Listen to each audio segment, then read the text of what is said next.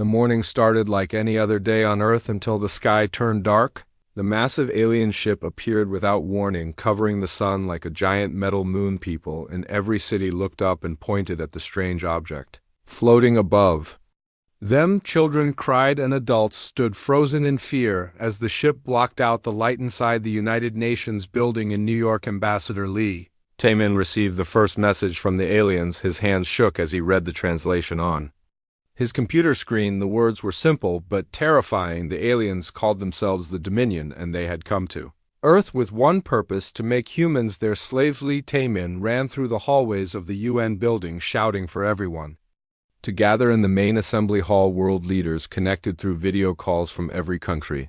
Presidents and prime ministers appeared on giant screens, their faces pale with worry. The translator device crackled as the alien message played. Again, the voice that came through the speakers was cold and mechanical, like a machine trying to sound alive. The aliens demanded complete surrender within 7 days. They wanted Earth's water and metals. They wanted human workers for their mines and factories. They wanted Earth's technology and weapons. In return, they promised that humans who obeyed would be allowed to live. Captain Park Ji-ho of the Earth Defense Force stood at the back of the assembly hall, listening to every word. His uniform was covered with medals from years of military service, but nothing had prepared him for this moment. The aliens spoke about humans like they were talking about cattle or sheep, things to be owned and used. The alien envoy appeared on the main screen, a creature that looked like a nightmare from science fiction movies. It stood 3 meters tall with gray skin that looked like wet concrete. 4 arms moved as it spoke, each hand having too many fingers. The creature's eyes were completely black, like holes in space. Dr. Kim Sora watched the alien through her laptop from her laboratory. She was Earth's best expert on biology, and she studied every detail of the creature. The way it moved, the way it breathed, the way it looked at the camera. Everything about the alien showed that it thought humans were weak and stupid. The alien envoy spoke through its translator device, explaining that the Dominion had conquered 847 worlds before Earth. Every single planet had surrendered when they saw the power of the Dominion fleet. Some fought for a few days or weeks, but all of them eventually gave up and accepted slavery. President Yang Hyun-woo of the Earth Coalition listened carefully from his office in Seoul. He was a calm man who had led his country through many difficult times, but this was different. This was not about politics or economics. This was about the survival of every human being on Earth. The alien continued its speech, describing how other worlds had tried to resist. The creatures on planet Zarian had powerful weapons, but they surrendered after one city was destroyed. The intelligent machines on Cybertron fought for 3 months before accepting defeat. The winged people of Ethros tried to hide in their floating cities, but the Dominion found them all. Several smaller countries immediately began discussing surrender terms through their representatives. The leaders of these nations argued that fighting was useless. The aliens had superior technology and overwhelming numbers. It would be better to surrender and hope for mercy than to fight and face total destruction. But some countries refused to even consider giving up.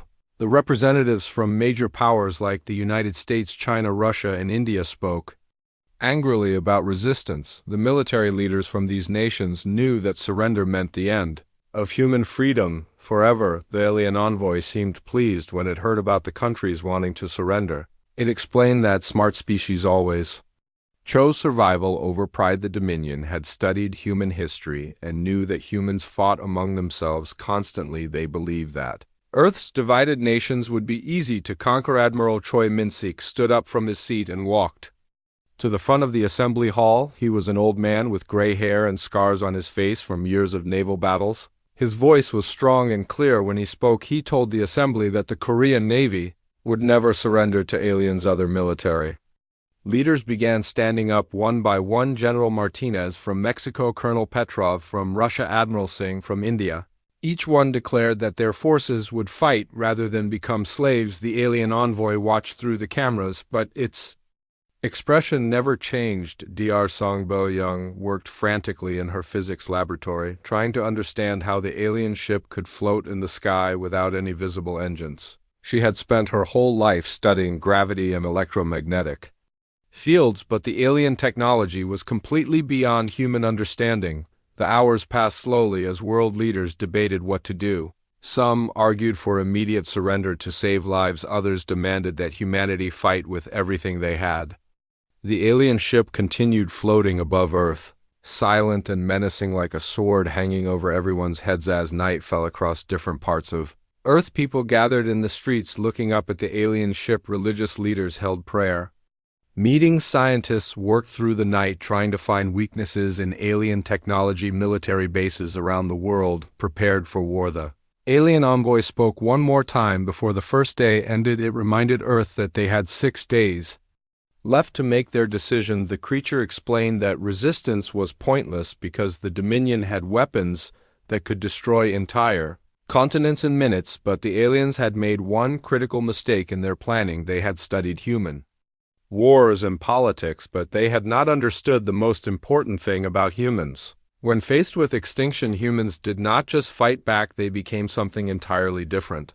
Something dangerous. Secret meetings began that same night in underground bunkers hidden from alien sensors. Military leaders, scientists, and engineers gathered to plan something that the galaxy had never seen before. They were not preparing to surrender or even to defend their planet. General Park Jae-sung called together the best minds from every country, weapons experts from Israel, nuclear scientists from France, computer programmers from Japan, space engineers from the United States. Every nation contributed their smartest people to a desperate plan. Dr. Lim Yoo-jin worked with a team of engineers to modify every satellite orbiting Earth. They turned communication satellites into weapons platforms. They converted weather satellites into spy networks. They transformed GPS satellites into targeting systems. The world's greatest hackers, led by a young woman named Kim Tae-won, broke into every computer system on Earth. They connected power plants to weapons factories. They linked internet networks to military communications.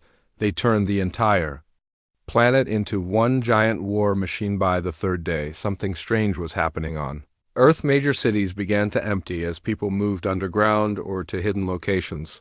The aliens watching from their ship thought humans were panicking and running away. They believed this proved that humans were cowards. Fighter jets from every air force practiced new tactics developed specifically for fighting in space. Navy ships loaded experimental weapons designed by international teams of scientists, soldiers trained with equipment that had never been tested in real combat. The alien envoy contacted Earth again on the 4th day, demanding to know why human military forces were moving around so much. It warned that any attempt to attack the Dominion ship would result in immediate destruction of Earth's largest cities. Ambassador Lee Tae-min responded politely, explaining that humans were simply preparing for the surrender ceremony. The aliens seemed satisfied with this answer and began making plans for their victory celebration. On the 6th day, the alien envoy announced that a Dominion fleet of 300 warships was approaching Earth. The creatures would arrive the next morning to accept humanity's surrender and begin the process of enslaving the planet. That night, President Yang Hyun-woo addressed the world from a secret location deep underground.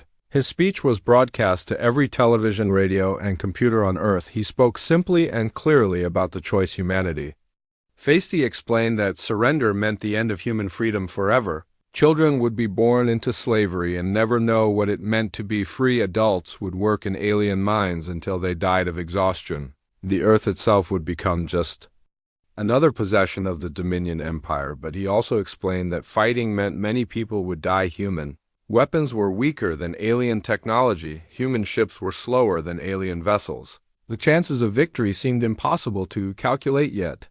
Humans had one advantage that the aliens had never encountered before. When everything was lost, when all hope seemed gone, humans had a habit of doing impossible things. They had survived ice ages and plagues.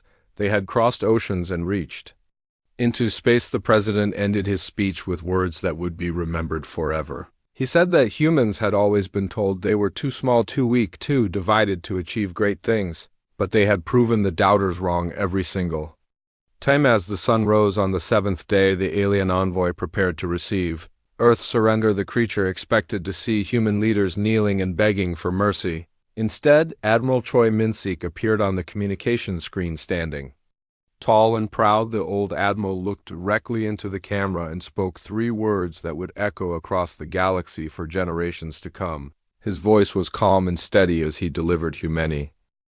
The Dominion fleet moved through space like a swarm of metal death. 300 warships, each one the size of a city block, approached. Earth, with confidence that had never been shaken, Fleet Commander Vextar sat in his command throne watching. The blue planet grow larger on his screens. Vextar had conquered 47 worlds during his long military career. He had seen species beg for mercy, cry for their gods, and offer everything they owned just to live a few more days humans would. Be no different from all the others, they would break like glass. When they saw the true power of the Dominion, the alien commander studied the reports from his scouts. Earth showed no signs of preparing for battle. There were no defense fleets waiting. In orbit, no massive weapons platforms surrounding the planet, no desperate last-minute attempts to build shields or barriers. This confused some of the younger officers in the Dominion fleet. They had expected to see human ships rushing to meet them in battle, or at least some kind of defensive preparation, but space around Earth was completely empty except for a few old satellites and space debris. Captain Kang Gong-soo watched the approaching alien fleet from his hidden command center deep beneath the mountains of South Korea. His screens showed every enemy ship as red dots moving closer to Earth. The center had been built in complete secrecy over the past 3 years, disguised as a mining operation. Beside him, engineer Lim Yujin made final adjustments to systems that the aliens could never have imagined. Human engineers had worked day and night for months, converting mining equipment into weapons, turning communication satellites into bombs, and preparing surprises that would shock the galaxy. The command center buzzed with activity as hundreds of technicians prepared for battle. Dr. Song Bo Young monitored gravitational sensors that could detect alien ship movements. Colonel Park Min-ho coordinated with hidden bases around the world. Major Kim Yu-yong prepared the space forces that had been secretly built and hidden 3 years earlier. When the first alien probe had been detected near Pluto, human governments had begun the most ambitious secret project in history. They had told their people they were building new communication networks and mining operations. In reality, they were preparing for war. Every major nation had contributed to the project. China had built hidden factories in underground caves. Russia had converted nuclear missile silos into launch platforms. Japan had developed new computer systems that could control weapons from orbit. The United States had trained pilots for spacecraft that officially did not exist. The Dominion fleet reached Earth's orbit and began scanning the planet for targets. Fleet Commander Vextar was pleased to see that major cities appeared to be full of people ready for conquest. He ordered his ships to begin demonstration attacks on military bases. To show humans the futility of resistance, energy beams lanced down from the alien ships, striking military installations around the world. Explosions bloomed like deadly flowers as bases in America, Europe, and Asia were destroyed. The aliens expected to see panic and immediate surrender broadcasts from human governments. But something was wrong. The explosions looked impressive, but the aliens detected no human casualties. Their sensors showed that the military bases had been completely empty. The buildings they destroyed contained nothing but empty rooms and furniture. Vextar demanded answers from his intelligence officers. They checked their data again and confirmed that Earth's major population centers were showing signs of life, but when they looked more carefully, they realized something impossible had happened. The humans had vanished. In reality, humanity had spent months evacuating people to underground cities and hidden space stations. Major metropolitan areas had been replaced with clever holograms and robot systems that fooled alien sensors from orbit. The entire surface population of Earth had gone into hiding. Aliens were bombing ghost towns and empty buildings while 7 billion humans waited in safety deep underground, or in camouflaged orbital habitats. The surface cities were elaborate movie sets designed to waste alien ammunition and make them feel overconfident. Then the real surprise began. Objects that alien sensors had dismissed as asteroids and space junk suddenly came to life throughout the solar system. Rocks began moving in ways that rocks should never move. What the Dominion had thought was natural debris was actually a hidden human fleet. Captain Nam Yu-young commanded the first wave of disguised Ships that had been waiting in the asteroid belt for months. Her vessel looked like a large, metallic rock, but inside it was packed with experimental weapons and a crew of volunteers who knew they might not survive the battle that converted mining.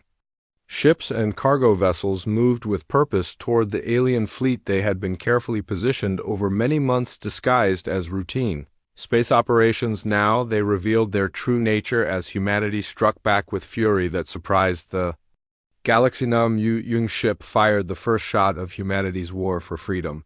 Her experimental railgun sent a projectile moving at incredible speed straight through the hull of a Dominion cruiser. The alien ship exploded in a ball of fire that could be seen from Earth. Suddenly, the Dominion fleet found itself surrounded by enemies they had never suspected. Human ships appeared from behind moons, emerged from the shadows of planets, and rose from the surfaces of asteroids like mechanical ghosts coming to life. The alien ships were individually more powerful than human vessels, but the humans had advantages that technology could not match. They fought with absolute desperation, knowing that defeat meant slavery for their entire species. They used tactics that no civilized military would ever consider human.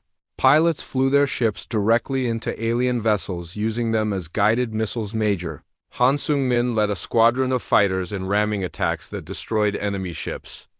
At the cost of their own lives, the aliens had never faced an enemy willing to die just to kill one of them. Dr. Song Bo-young's gravitational weapons disrupted alien formations by creating artificial gravity fields that pulled enemy ships into each other. The aliens found their own vessels colliding because humans had learned to manipulate the basic forces of physics as weapons. Colonel Lee Soo-bin commanded ships that carried electromagnetic pulse weapons designed to overload alien electrical systems. Human scientists had discovered that Dominion technology was vulnerable to specific frequencies of electromagnetic radiation that human equipment could generate. The battle raged for hours as more human ships joined the fight from hidden bases throughout the solar system. Vessels emerged from underground launch facilities on the moon, came up from beneath the ice of Europa, and rose from mining stations on Mars. Fleet Commander Vexstar watched in growing horror as his supposedly invincible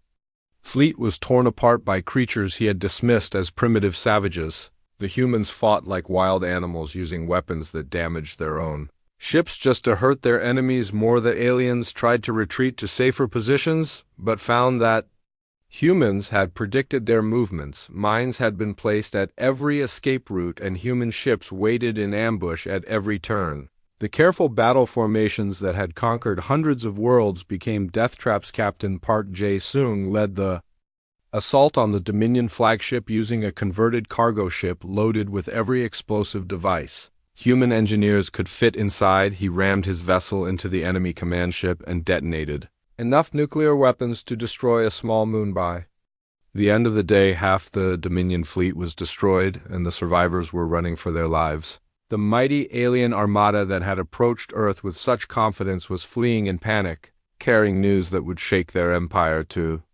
its foundations. The remaining alien ships jumped to faster than light speed as soon as they could escape Earth's gravity well. They left behind wreckage, debris, and the bodies of thousands of their own soldiers. The humans had won a victory that should have been impossible. Fleet Commander Vexstar survived the battle, but his military career was over. He would spend the rest of his life trying to explain how a primitive species had defeated the most powerful fleet in Dominion history. His reports would be dismissed as lies until more fleets met the same fate on Earth. Humans celebrated, but their leaders knew this was only the beginning. The aliens would return with more ships, and they would be ready for human tactics next time. But humanity had learned something important about themselves. In the fire of battle, they had discovered that when fighting for survival, humans could become something that terrified even the most powerful empires in the galaxy. They were no longer the weak, primitive species that the Dominion had expected to conquer. They had become hunters, and they were ready to take their hunt to the stars.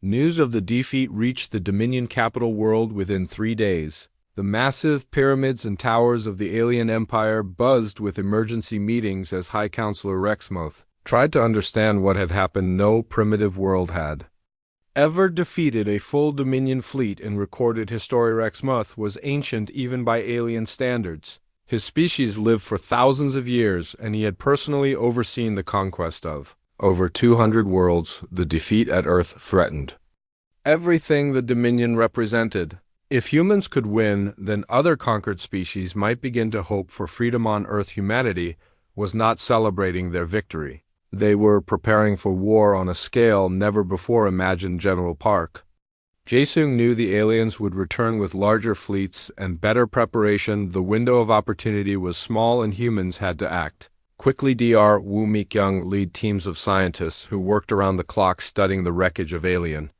ships that had been destroyed in the battle. Human engineers took apart every piece of Dominion technology they could find, learning how to build faster than light engines and energy weapons. The captured alien technology was like finding treasure. From the future, human scientists discovered materials that were stronger than anything on Earth, computer systems that could think faster than human brains, energy sources that could power entire cities for centuries. Captain Lee Subin stood before the Earth Coalition Council with a proposal that made even the bravest military leaders pause. She wanted humanity to take the war to the aliens, to hunt down Dominion fleets wherever they hid and liberate every world they had conquered. The idea seemed impossible. Earth had barely managed to defend itself against one alien fleet. How could humans possibly attack an empire that controlled hundreds of worlds across the galaxy? The technology gap was still enormous despite their recent discoveries, but humans had advantages that were becoming clear to military planners. The aliens expected civilized warfare with rules and honor. Human tactical thinking was completely different. When survival was at stake, humans fought without limits or mercy. Within 6 months, human shipyards were producing vessels designed specifically for hunting aliens. These were not the converted mining ships that had defended Earth. These were purpose-built warships that combined human engineering with captured alien technology. The new human ships were faster than anything in the Dominion fleet. They could appear without warning, strike hard, and vanish before enemy reinforcements could arrive. Human engineers had learned that speed and surprise were more valuable than heavy armor. Admiral Shin Dong-hyuk commanded the first human fleet to venture beyond the solar system. His ships were crewed by volunteers who knew they might never see Earth again. They carried a message for every enslaved world in the galaxy. Liberation had finally come. The first target was a water world called Kepler 442b, where the Dominion had enslaved an aquatic species for over 3 centuries. The native creatures looked like dolphins with hands and had been forced to work in underwater factories that processed rare minerals. The Dominion garrison on Kepler 442b consisted of 50 ships and a fortified base on the largest island. The alien commanders had heard rumors about the defeat at Earth, but they did not believe primitive humans could threaten a properly defended Dominion outpost. Admiral Shin's fleet arrived at Kepler 442b without warning, using new stealth technology developed from captured alien equipment. The human ships appeared in orbit like ghosts materializing from nothing. The aliens had no time to prepare for battle. The attack was swift and devastating. Human ships moved faster than the aliens could track, using hit-and-run tactics that left enemy vessels burning in space. The Dominion base was destroyed within hours by Marines who fought with a savagery that shocked their enemies. Sergeant Kim Tae-won led the assault on the main alien command center. His squad of human soldiers moved through the enemy base like a force of nature, destroying everything in their path. The aliens had never faced warriors who showed absolutely no fear of death. The liberated aquatic aliens could not believe what they were seeing. These strange creatures from a distant world had traveled across the galaxy to free them from slavery. The humans asked for nothing in return except help in fighting the Dominion Empire. Human engineers worked with the freed aliens to convert their underwater factories into shipyards that could produce vessels for the growing rebellion. The aquatic species had knowledge of underwater engineering that complemented human space technology perfectly. News of the liberation spread through secret communication networks that connected enslaved worlds across the galaxy. Species that had given up hope began to whisper about the humans who fought without fear and freed entire planets. Commander Bae Soo-hyun developed the tactics that would define humanity's war against the Dominion. Her stealth ships hunted enemy vessels throughout the galaxy appearing from empty space to destroy alien fleets and vanish before reinforcements could arrive. The aliens tried to understand their new enemy, but human behavior made no sense to them. Humans seemed to view war as something that should be fought until one side was completely destroyed. Surrender was not an option they offered to their enemy's dominion. Fleets began traveling in larger groups for protection, but this made them slower and easier to track. Human scouts could monitor enemy movements and coordinate attacks from multiple directions. The mighty alien navy found itself afraid to operate alone. Captain O. Young-min led the raid that destroyed the Dominion's main supply depot at Vol 359. His small fleet of human ships attacked a facility that was supposed to be impregnable. The aliens lost enough supplies to feed their armies for a year. The psychological impact of human attacks was greater than the physical damage. Dominion soldiers who had conquered hundreds of worlds were now afraid to leave their bases. The empire that had ruled through fear was learning what it felt like to be terrified. Dr. Cho Hai-jin established communication networks that connected liberated worlds with Earth and each other. Former enemies began sharing technology and coordinating their efforts to drive out the Dominion. The galaxy was uniting against its oppressors. For the first time, human ships appeared at dozens of worlds, carrying weapons and training for local resistance movements. The humans taught enslaved species how to fight back, how to organize rebellions, and how to build weapons from available materials. Major Im So-young led the famous assault on the Dominion communication hub at Proxima Centauri. Her team of commandos destroyed the facility that coordinated military responses across a quarter of the galaxy. For weeks, alien fleets could not communicate with each other. The Dominion tried new strategies to stop the human advance. They threatened to destroy entire worlds if the attacks continued. But humanity's response was even more terrifying. The humans began targeting alien homeworlds directly. General Yoon Sung-ho commanded the fleet that appeared over the Dominion's secondary capital. The message was clear: if the aliens wanted to threaten innocent populations, humans would bring the war to alien families.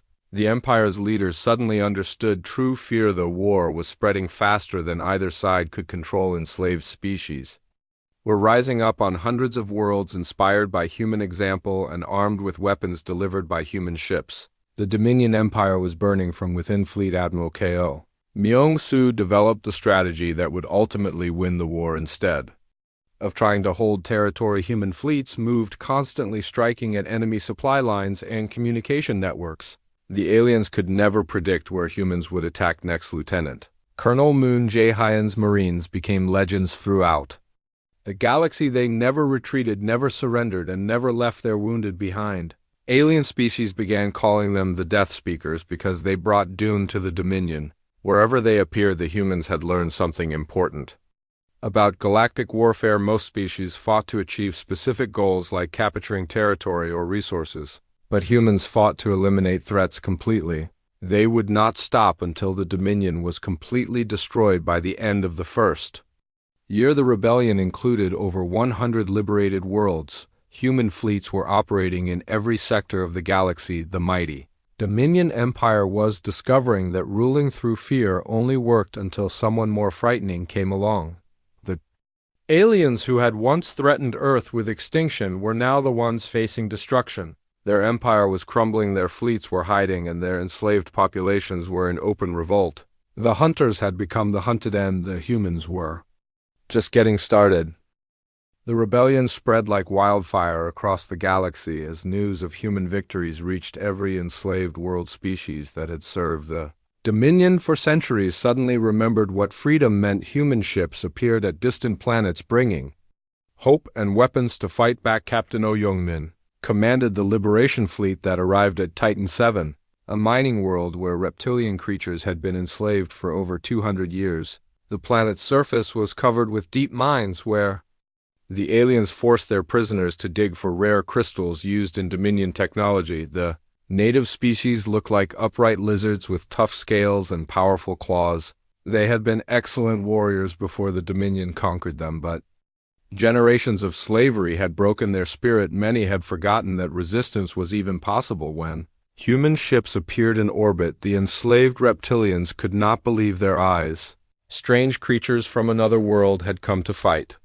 Their oppressors, the humans, sent down weapons and training teams while their warships engaged the Dominion garrison in space. The reptilian slaves joined the fight with desperate fury that had been building for centuries. They knew every tunnel and cave on their world. They understood the weaknesses of every Dominion facility. They fought with claws and teeth when their weapons ran out. Together, humans and reptilians overwhelmed the Dominion forces completely. The alien garrison had superior technology, but they faced enemies who knew the terrain perfectly and fought with nothing left to lose. The liberation of Titan 7 took only 3 days. Dr. Cho Hai-jin established field hospitals on liberated worlds to treat wounded fighters from dozens of different species. She discovered that many alien races had natural healing abilities that humans lacked, while humans had pain tolerance and endurance that amazed their new allies. The medical exchanges led to breakthrough discoveries.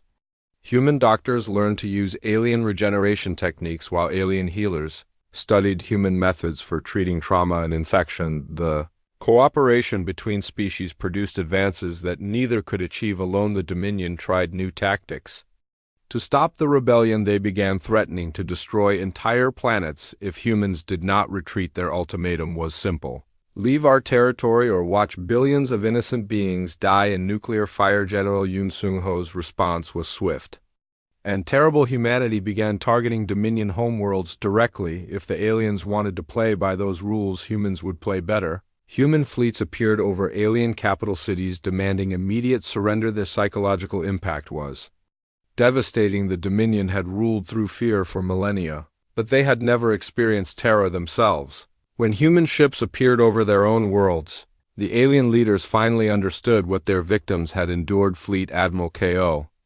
Myung-soo perfected the strategy that would define the rest of the war. Human fleets never stayed in one place long enough for enemies to corner them. They struck constantly at supply lines, communication networks, and isolated outposts. The aliens found themselves fighting an enemy that refused to follow any rules of civilized warfare. Humans used captured alien ships against their former owners. They turned Dominion weapons into more deadly versions.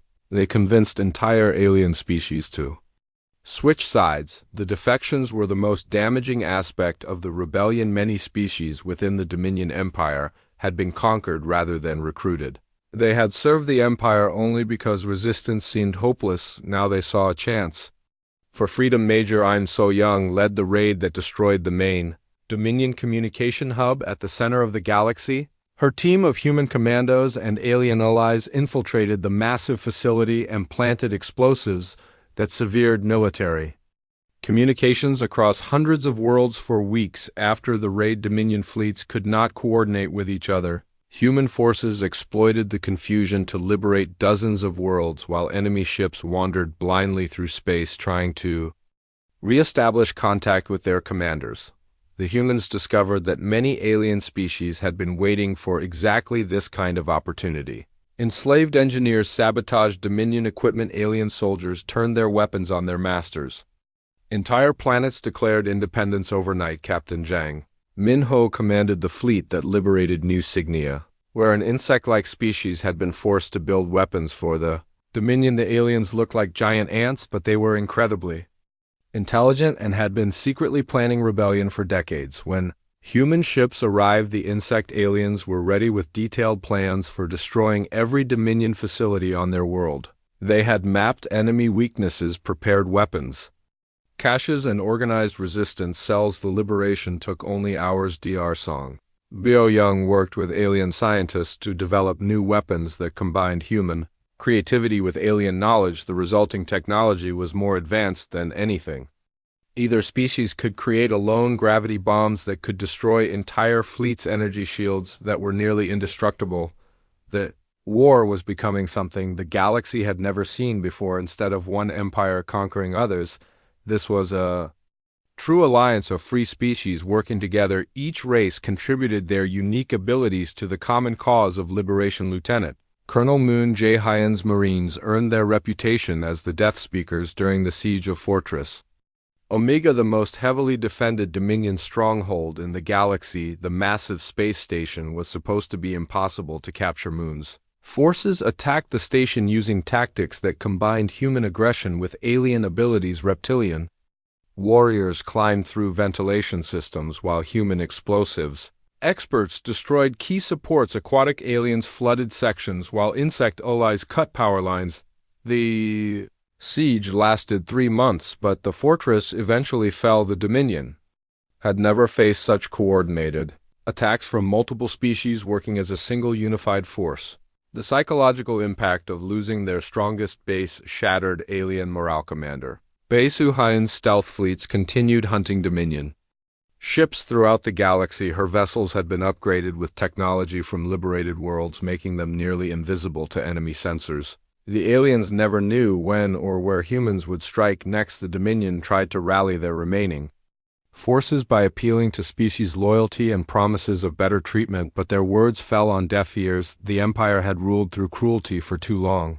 Trust could not be rebuilt with speeches.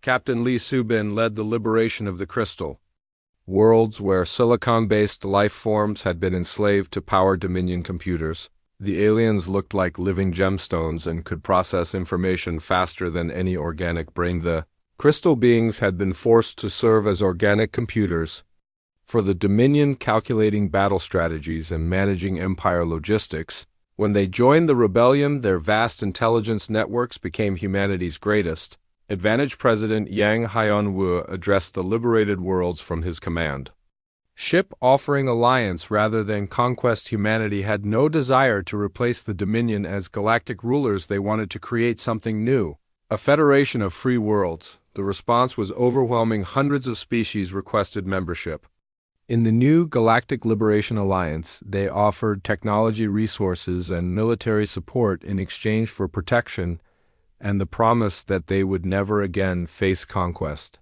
Alliance grew stronger with each victory. Each liberated world added new capabilities to the rebellion. The Dominion found themselves facing not just human aggression, but the combined might of every species they had ever oppressed. Admiral Park Ji-ho coordinated the final phase of the Liberation War. Simultaneous attacks on remaining Dominion strongholds across the galaxy. The Empire's forces were spread too thin to defend everything at once.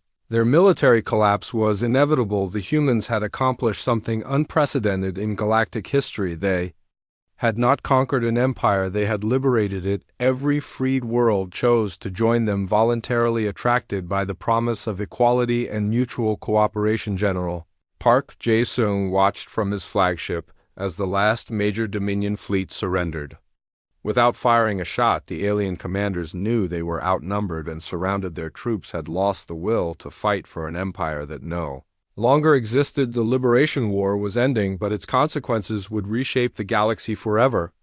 Hundreds of worlds that had known only slavery were learning to govern themselves. Species that had been enemies for millennia were working together as equals. The Dominion Empire that had threatened Earth with extinction was crumbling from within.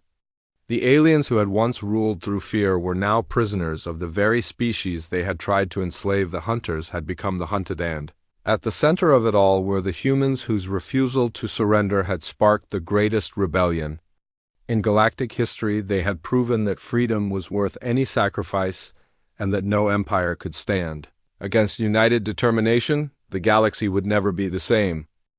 The Dominion Empire was collapsing from within as rebellions erupted on dozens of worlds. Every day, High Counselor Rexmuth sat in his crystal throne, watching reports of defeat after defeat flow across his screens. The mighty empire that had ruled the galaxy for thousands of years was dying. Rexmuth had lived for over 4,000 years and had personally overseen the conquest of 300 worlds. He had seen species beg for mercy, offer their children as hostages, and surrender their entire civilizations to save a few lives. But he had never seen anything like the humans. The reports from his military commanders made no sense. Humans fought like creatures possessed by demons. They showed no fear of death, no respect for superior technology, and no willingness to negotiate. They seemed to view war as something that should end only with complete victory or total destruction. On Earth, President Yang Haiyan-Wu received delegates from newly liberated worlds in the Great Assembly Hall that had been built beneath the Pacific Ocean. The underwater facility could host representatives from aquatic species, land dwellers, and even beings that breathed different atmospheres. Each species brought gifts of technology, knowledge, and Friendship, the aquatic aliens from Kepler 442 be offered advanced underwater engineering. The reptilian warriors from Titan 7 shared their knowledge of mining and metallurgy. The crystal beings provided computational abilities beyond human imagination. The alliance was becoming something unprecedented in galactic history. Not an empire built on conquest, but a federation based on mutual cooperation and shared defense. Every member species contributed their unique abilities while maintaining their independence and culture. Captain Zhang Minho commanded the massive fleet that surrounded the Dominion's secondary capital at Alpha Centauri. The star system had been fortified for centuries with weapons platforms, space stations, and automated defense networks that were supposed to be impregnable. The aliens inside the system tried to negotiate, offering to share the galaxy peacefully if humans would stop their attacks, but the humans remembered the original Dominion ultimatum: submit or be destroyed. Now the tables had completely turned. The siege of Alpha Centauri lasted 3 months as human and allied forces systematically dismantled the Dominion's defenses. The aliens had superior technology, but the attackers had something more valuable: the support of every species the Dominion had ever oppressed. Former slaves provided detailed intelligence about Dominion weaknesses.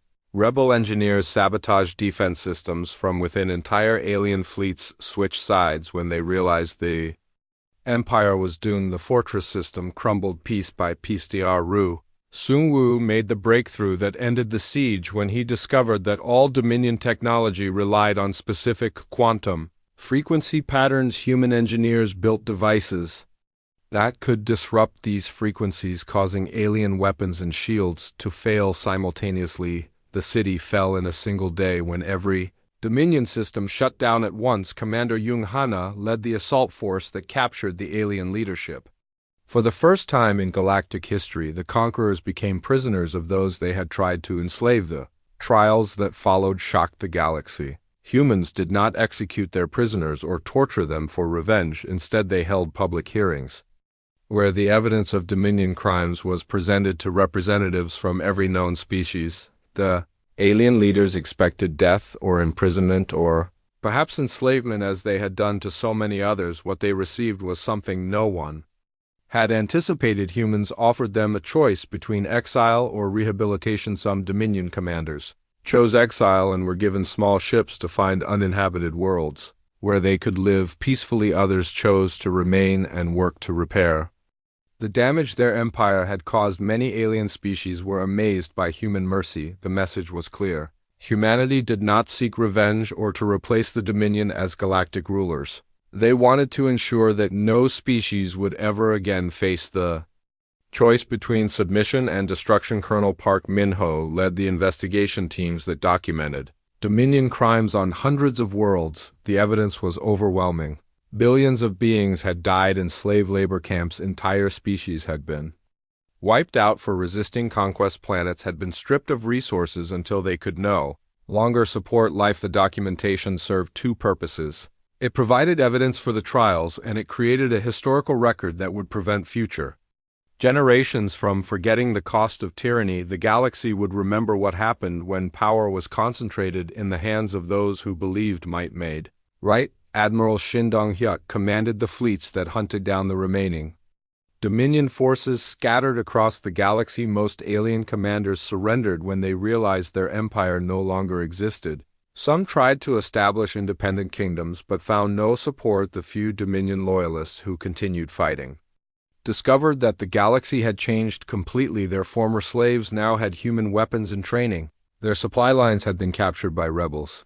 Their homeworlds were occupied by liberation forces. General Yoon Sung-ho oversaw the massive operation to free millions of beings from Dominion slave camps and prisons. The logistics were staggering.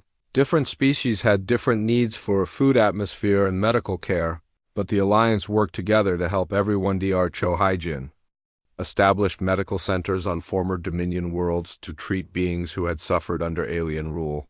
Many slaves had been physically altered to make them more useful workers. Others had been psychologically broken by years of abuse. The rehabilitation process took years, but gradually the freed populations began to recover. Physical injuries healed with advanced Medical technology, cultural traditions that had been suppressed were revived. Languages that had been forbidden were spoken again, Captain. Li Subin led the exploration fleets that ventured into former Dominion territory to discover what remained of conquered civilizations. Many worlds had been strip-mined until they were uninhabitable, others had been converted into factory planets. With poisoned atmospheres, some discoveries were heartbreaking. Entire species had been driven to extinction by Dominion policies. Ancient cultures had been destroyed, and their histories erased. Beautiful worlds had been turned into industrial wastelands. But there were also amazing discoveries. Species that had been thought extinct were found in hidden settlements. Ancient libraries had been preserved in secret locations. Lost technologies were recovered from abandoned research facilities. The humans coordinated massive restoration projects to heal damaged worlds and rebuild destroyed civilizations. Advanced technology from dozens of species was combined to terraform poisoned planets and restore extinct ecosystems. Major and So Young led the teams that dismantled Dominion weapons of mass destruction hidden throughout the galaxy. Were devices capable of destroying entire star systems.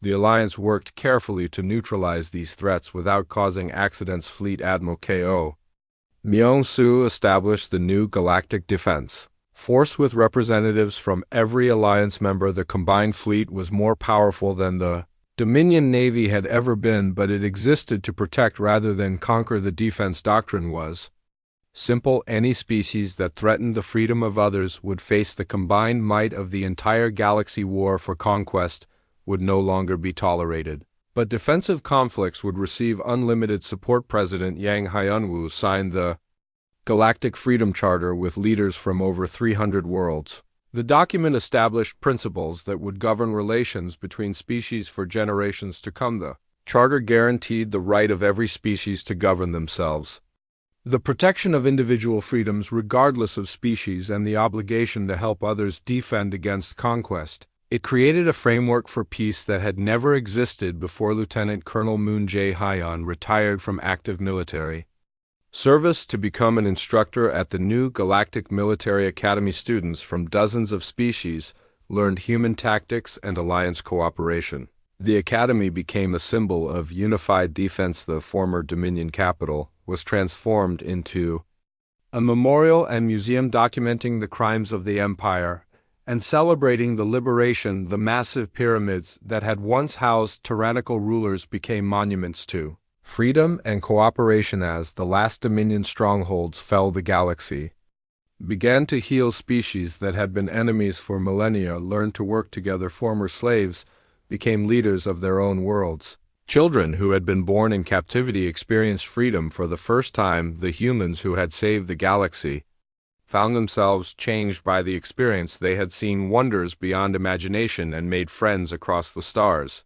Earth was no longer an isolated world, but the heart of a galactic community. The empire that had threatened Earth with extinction was gone, but its destruction had created something far more valuable: a galaxy where freedom was protected, cooperation was valued, and no species would ever again face conquest alone. The Dominion's ultimatum had been correct about one thing. There really had been only two choices: submit or be destroyed. The aliens had simply been wrong about which side would face destruction.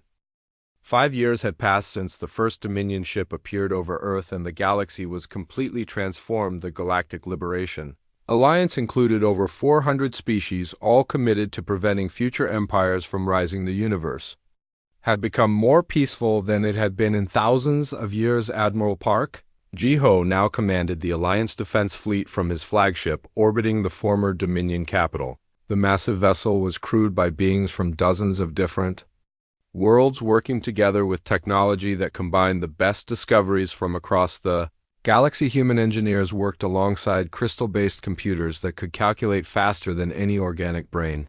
Aquatic specialists maintained the ship's water-based systems, while reptilian warriors provided security. Insect-like technicians repaired equipment with precision.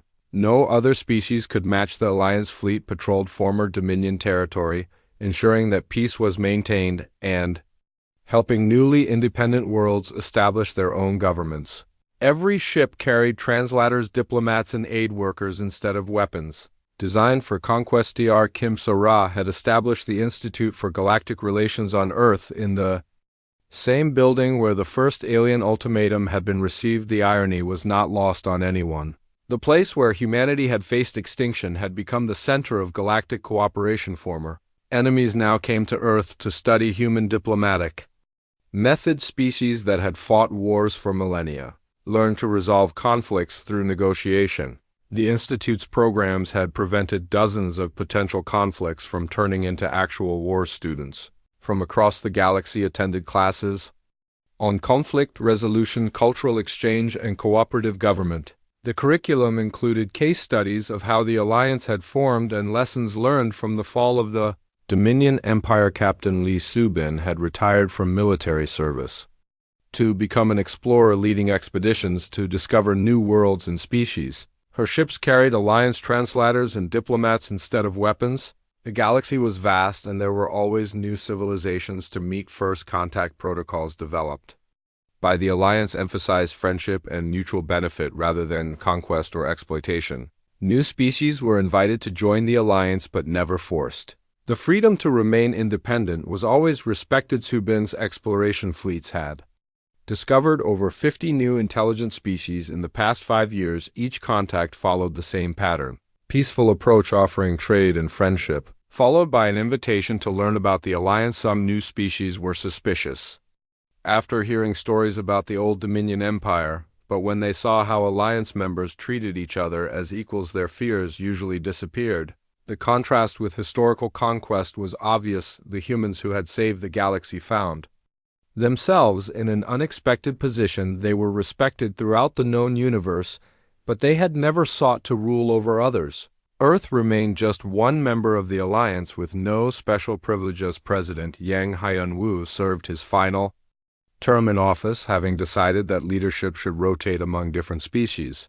The next Alliance president would be a crystal being whose computational abilities could help coordinate the growing Federation. The peaceful transition of power demonstrated something important about the Alliance. Unlike empires built on military might, this federation was based on shared values and mutual respect. Leadership was a service rather than a privilege. Dr. Song Bio-young continued her research into the fundamental forces of physics, but now she worked with scientists from dozens of different species. Each race contributed unique perspectives that led to breakthrough discoveries impossible for any single species. Gravitational manipulation had advanced to the point where terraforming damaged worlds took only months instead of centuries. Energy sources that could power entire civilizations for millennia had been developed through cooperation between human engineers and alien scientists. The former Dominion survivors had adapted to their exile with surprising grace. Cut off from their empire's resources, they learned to live simply on remote worlds where they could not threaten others. Some had even requested to join the Alliance as reformed members. The question of whether to accept former Dominion citizens remained a matter of ongoing debate. Many Alliance members remembered the suffering caused by the Empire, but humans argued that redemption should be possible for those who genuinely sought to change. Several pilot programs allowed former Dominion aliens to work in Alliance humanitarian missions under careful supervision.